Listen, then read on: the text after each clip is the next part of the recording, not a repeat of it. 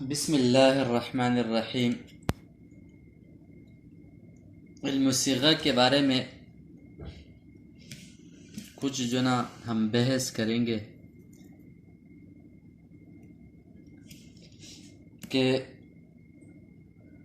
کلمے کی کتنی قسمیں ہیں۔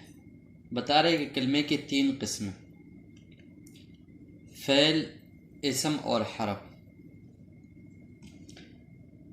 فعل، اس کی تعریف یہ ہے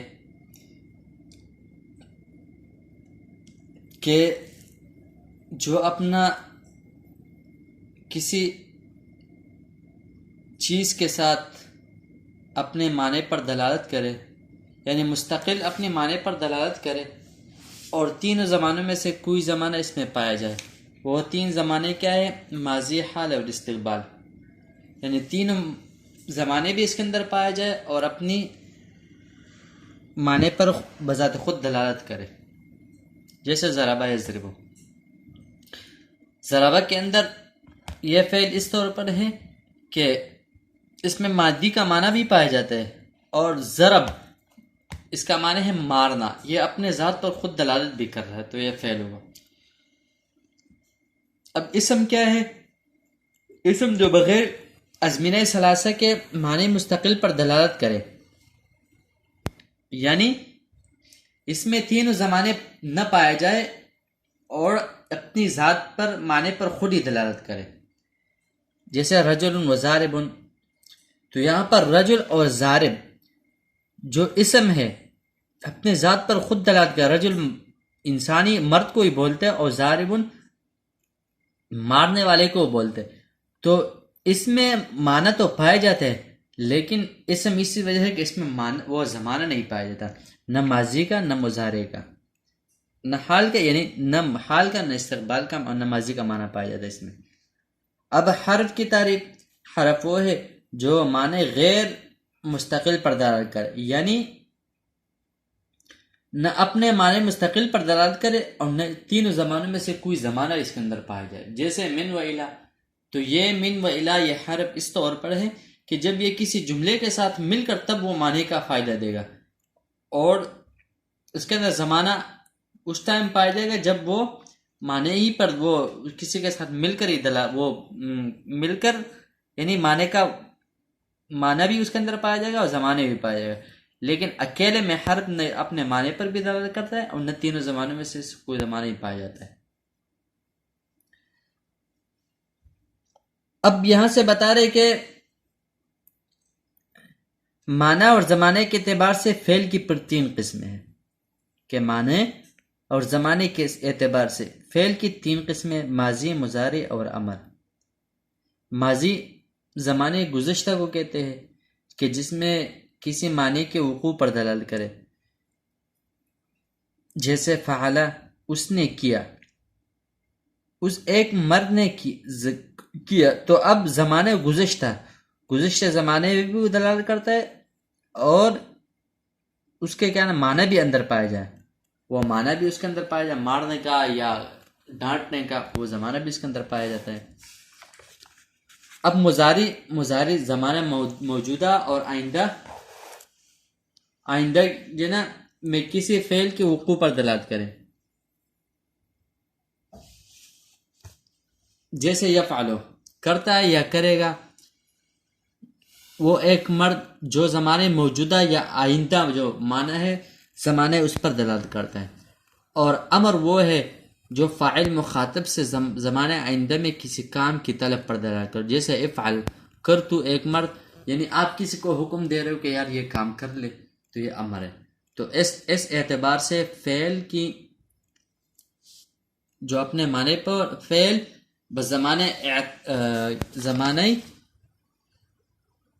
زمانے کے معنی اور زمانے کے اعتبار سے فعل کی 3 قسمیں: ماضی، مضارع اور امر۔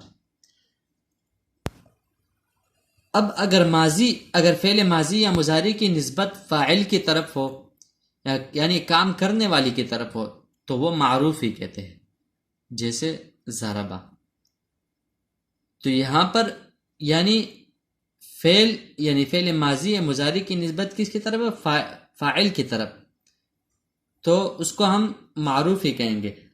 اگر فعل ماضی یا مضارع کی نسبت مجہول کی طرف ہو تو اس کو ہم کیا کہیں گے؟ اس کو ہم مجہول ہی کہیں گے. اب یوں کہا جائے گا کہ جیسے ضربہ، مارا اس ایک مرد نے، تو اس کے اندر مارنے کی نسبت وہ فاعل کی نسبت کس کی طرف ہے؟ اس بندے کی طرف ہے، تو یہ معروف ہوا. اور مجہول کی صورت میں فعل ماضی یا مضارع کی نسبت مجہول کی طرف ہو، مفعول کی طرف ہو، مجہول نہیں مفعول کی طرف ہو، کہ جہاں پر وقوع واقع ہوا ہے، یعنی وہ کام واقع ہوا ہے، وہ ضرب واقع ہوئی ہے، وہ ڈانٹ ڈپٹ اس پر واقع ہوا ہے، تو وہ فعل مجہول ہے. جیسے ضربہ، مارا گیا، تو یہاں پر مارا گیا فاعل کا جو نسبت ہے وہ یہاں معلوم نہیں ہے. وہ مار کی نہیں کہ جس نے مار کرائی ہے وہ معلوم ہے، وہ مجہول ہے کس نے مارا ہے، تو اس صورت میں یہ فعل مجہول ہو جائے گا.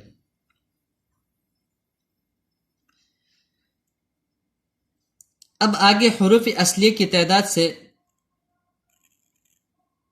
حروف اصلیہ کے اعتبار سے فعل کی دو قسمیں ہیں، ثلاثی اور رباعی. ثلاثی وہ ہے کہ جس میں حروف اصلی 3 ہوں، جیسے ضربہ کے اندر ضاد، را اور با، یہ 3 حروف اصلی ہے. نصرہ کے اندر بھی 3 ہیں، نون، صاد، را، یہ حروف اصلی ہے. اب ہمیشہ پھر اس کے اندر ارشاد الصرف، یعنی صرف کے صرف میں جو نا ان تینوں حروف سے بحث کی جاتی ہے کہ حروف اصلیہ سے بحث ہوگی. اب رباعی وہ ہے کہ جس میں 4 حروف اصلی ہو، جیسے بعثر، یبعثر، تو یہاں پر با، عین، سارا، یہ 3 حروف اصلی ہے، اسی سے صرف کے اندر بحث کی جائے گی. یا ثلاثی ہوگا یا رباعی. حروف اصلیہ کے اعتبار سے فعل کی 2 قسمیں ہیں، ثلاثی اور رباعی. ثلاثی ہے کہ جس میں 3 حروف اصلی ہو، جیسے ضربہ، اور رباعی وہ ہے جس میں 4 حروف اصلی ہو، جیسے بعثر. پھر یہ دونوں کی 2 قسمیں ہیں، یا یہ ثلاثی مجرد ہوگا یا ثلاثی مزید ہوگا، یا رباعی مجرد ہوگا یا رباعی مزید ہوگا. جیسے مزید فی کی مثال کہ حروف اصلیہ کے علاوہ کوئی اور حرف زائد ہو، اور ثلاثی مجرد کی مثال جیسے نصر، ینصر، اور مزید کی مثال جیسے اجتنب اور اکرم. اور رباعی مجرد کے اندر بھی یہی ہے کہ رباعی مجرد کا جو بعثر ہے اور رباعی مزید کا تسربل و استبرم کا. یعنی ثلاثی مجرد کے اندر کہ جس میں 3 حروف اصلی ہو. اب ثلاثی مزید کیا اس کو کہتے ہیں کہ اس میں 3 حروف ہو لیکن 3 حروف کے علاوہ ایک اور بھی حرف زائد ہو. اور رباعی مجرد کے اس میں 4 حروف اصلی ہو اور مزید وہ ہے کہ جس میں 4 حروف سے زیادہ ہو، ایک اور حرف زائد ہو.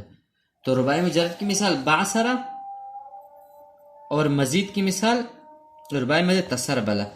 اور ثلاثی مجرد کی مثال نصرہ، اور مزید کی مثال اجتنب اور اکرم. یہ اس کی ہوا یعنی حروف اصلیہ کے اعتبار سے فعل کی 2 قسمیں، ثلاثی مجرد، ثلاثی اور رباعی مجرد. پھر ان دونوں کی 2 قسمیں، ثلاثی مجرد مزید اور رباعی مزید. مثال سے واضح ہوا اس میں. اب حروف کی اقسام کے اعتبار سے پھر فعل کی 4 قسمیں، صحیح، مہموز، معتل، مضاف. کہ حروف کی اقسام کے اعتبار سے فعل کی پھر 4 قسمیں ہیں، صحیح، مہموز، معتل، مضاف. اب صحیح اس کو کہتے ہیں کہ جس میں حروف اصلی میں حمزہ، حرف علت اور 2 حرف ایک جنس کے نہ ہو. یعنی حروف اصلی ہو جس میں حروف اصلی کے علاوہ حمزہ، حرف علت اور 2 حرف ایک جنس کے نہ ہو، یہ کیا ہوں گے؟ یہ صحیح کی مثال ہے.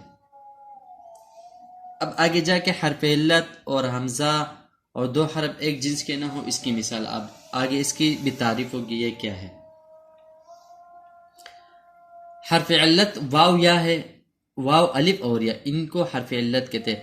جیسے اردو میں ہم کہتے ہیں وائی، تو یہ وا یہ حرف علت ہے۔ حرف علت اس کو اسی وجہ کہتے ہیں کہ یہ علت کا معنی ہے بیمار ہونا، یہ کسی کے حروف کے بیچ میں آ جائے یا شروع میں آ جائے تو وہ حرف اس کو حرف علت ہی کہتے ہیں۔ اب محموز میں نے بتایا کہ محموز کیا ہے، کہ جس کے حروف اصلی میں حمزہ ہو، حروف اصلی میں حمزہ ہو، جس کے حروف اصلی میں حمزہ ہو۔ اب یہ محموز کی پھر تین قسمیں ہیں، محموز الفا، محموز العین، محموز اللام۔ اگر فا کی جگہ ہو تو اس کو محموز الفا کہتے ہیں، یعنی اگر حمزہ فا کی جگہ پر آ گیا، اگر شروع میں آیا تو اس کو ہم محموز الفا کہتے ہیں، جیسے آمارا۔ اگر حمزہ عین کی جگہ پر آیا یعنی بیچ میں آئے گا تو ہم اس کو محموز العین کہیں گے، جیسے سألا۔ اگر لام کی جگہ پر آیا یعنی اینڈ میں آیا اگر حمزہ تو اس کو ہم محموز اللام کہتے ہیں، جیسے قرأ۔ تو ان تین صورت کے اندر یہ محموز کی کتنی قسمیں ہوئی کہ تین قسمیں ہوئی، کہ حروف اصلی میں محموز کس کو کہتے ہیں، کہ جس کے حروف اصلی میں حمزہ ہو۔ اب پھر یہ محموز تین قسم میں، محموز الفا، محموز العین اور محموز اللام، تینوں کی مثالیں واضح بھی ہوگی۔ اب معطل کس کو کہتے ہیں؟ معطل کہتے ہیں کہ حروف اصلیہ میں حرف علت ہو، کہ جس کے حروف اصلیہ میں کیا ہو، حرف علت ہو۔ پھر اس کی تین قسمیں ہیں، اس معطل کی پھر تین قسمیں، معطل فا اور معطل عین اور معطل لام۔ معطل فا اس کو کہتے ہیں کہ جس کے شروع یعنی واو الف یا، یہ واو الف یا تو شروع میں آئے گا یا بیچ میں آئے گا یا آخر میں آیا، اسی وجہ سے اس کو جو نا کیا کہتے ہیں، معطل کہتے ہیں۔ اب اگر شروع میں آ جائے تو اس کو معطل فا کہیں گے، جیسے ہم نے محموز الفا میں بولا تھا کہ حمزہ شروع میں آ جائے، تو یہاں پر ہم بولیں گے کہ وہ حرف علت یعنی شروع میں فا کی جگہ پہ آیا تو ہم اس کو معطل الفا کہیں گے، جیسے وعدہ یسرا۔ تو وہاں پر یا اور واو یہ شروع ہی میں آیا، اسی وجہ سے ہم اس کو معطل فا کہیں گے۔ اگر یہی واو اور یا بیچ میں آ جائے تو اس کو معطل العین کہیں گے، جیسے قال۔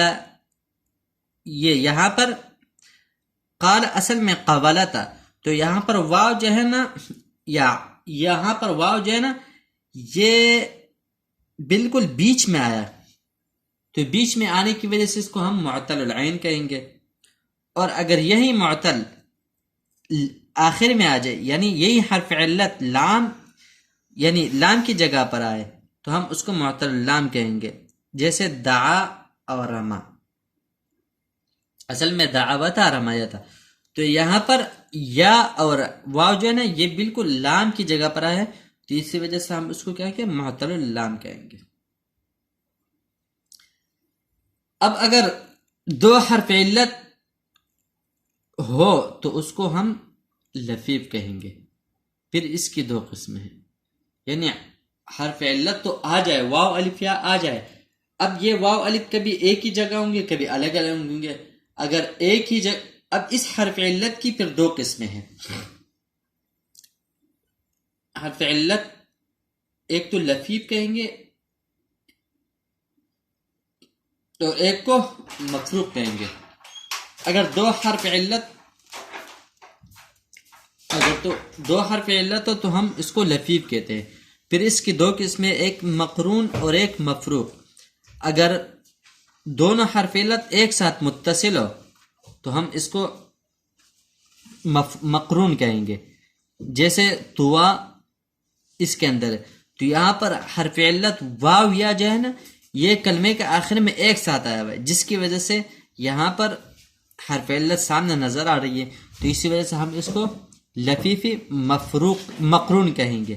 اور لفیفی مفروق ہم اس کو کہیں گے کہ وہاں پر حرف علت الگ الگ ہو، یعنی یا واو شروع میں ہو یا شروع میں ہو اور واو آخر میں ہو، یعنی حرف علت تینوں میں سے کوئی بھی یا شروع میں یا آخر میں لیکن الگ الگ ہو، جیسے وقایا وقع اصل میں وقیت، تو یہاں پر واو شروع میں اور یا آخر میں، اسی وجہ سے حرف علت الگ ہوا، اسی وجہ سے ہم اس کو کیا ہے لفیفی مفروق کہیں گے، یعنی دونوں حرف علت الگ الگ ہیں۔